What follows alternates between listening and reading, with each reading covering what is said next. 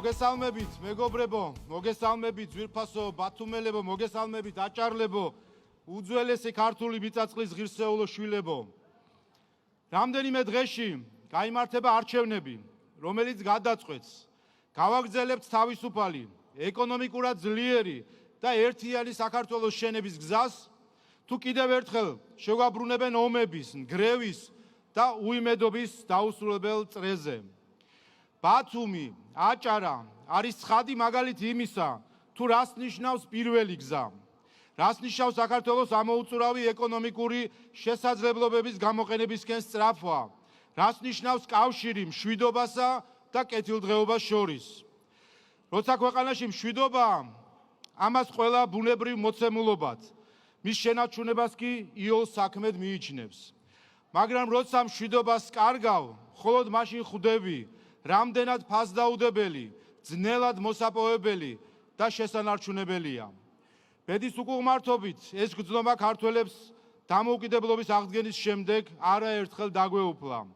თითოეულ ჩვენგანს გონებაში გვაქვს ჩაბეჭდილი ის წამი, როცა გავიგეთ, რომ ცხინვალში, თბილისში, სოხუმში, შემდეგ ისევ ცხინვალში, კოდორში ტყვია გავარდა. ყველას გვახსოვს ის დამდგუნველი შეგრძნება, როდესაც გავიფიქრეთ, რომ ომი დაიწყო.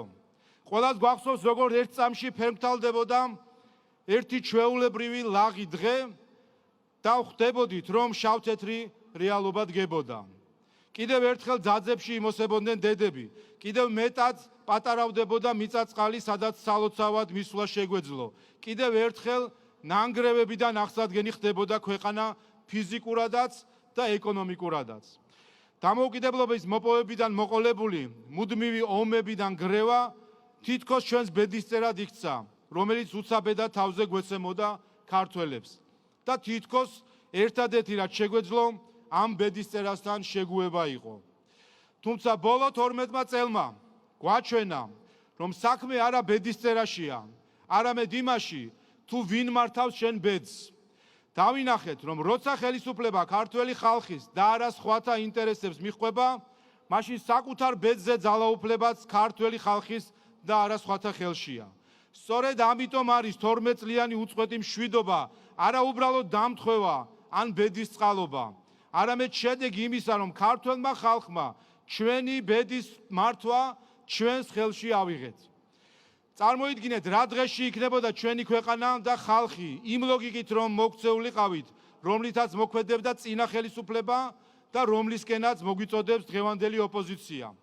რის წინაშე აღმოჩნდებოდით ჩვენი ოპონენტების ფეხის ხმას რომ ავყოლოდით, რუსეთისთვის ომხრივი ეკონომიკური სანქციები და ემბარგო დაგვეწესებინა, საზღვრები დაგვეხურა, საჰაერო და სახმელეთო გადაადგილება ჩაგვეკეტა. ამ დღეებში ეს მოთხოვნა ახლა უკვე ევროპარლამენტის ტრიბუნიდან გაისმა, როგორც ულტიმატუმი, როგორც შანტაჟი, როგორც მუქარა. თუ ადრე უარყოფდნენ და ჩვენს ფანტაზიას აბრალებდნენ, რომ თითქოს ვინმე ჩვენგან რუსეთისთვის სანქციების დაწესებას მოითხოვდა, ამ რეზოლუციამ საჯარო გახადა ის წნეხი, რომლის ქვეშაც ჩვენი ხელისუფლება მთელი ეს პერიოდი იყო. და რა იქნებოდა ეს თუ არა ეკონომიკურ ომში შესვლა და ეკონომიკის ჩამოქცევა, როგორც ეს 90-იანი წლების დასაწყისში მოხდა. უამრავი ოჯახი დარჩებოდა შემოსავლის გარეშე, დრამატულად შემცირდებოდა სახელმწიფოს უნარი, დაეფინანსებინა განათლება, ჯანდაცვა, პენსიები, დროულად გაეცა ხელფასები და შემწეობები. სწორედ ეს დგას 26 ოქტომბერს სასწორზე. შეძლებს თუ არა გარედან მართული ოპოზიცია ქართველ ხალხს მისი ბედის განკარგვის ძალაუფლება ხელიდან გამოგლიჯოს და სხვათა ინტერესების სამსახურში ჩააყენოს. გაჩუმდეს, როცა მას გაჩუმებას მოსთხოვენ და იყვიროს, როცა ააყვირებენ.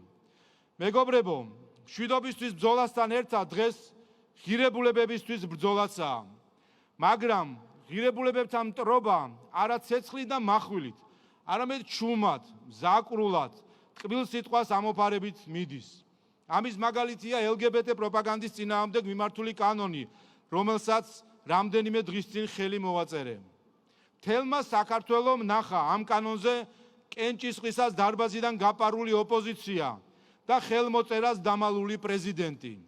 ისინი გაეპარნენ თავის ამომრჩეველს, დაემალეს საკუთარ ხალხს, მაგრამ სად დაემალებიან 26 ოქტომბრის არჩევნების შედეგებს, როდესაც ხალხი მათ ამისთვის საბოლოო პოლიტიკურ განაჩენს გამოუტანს.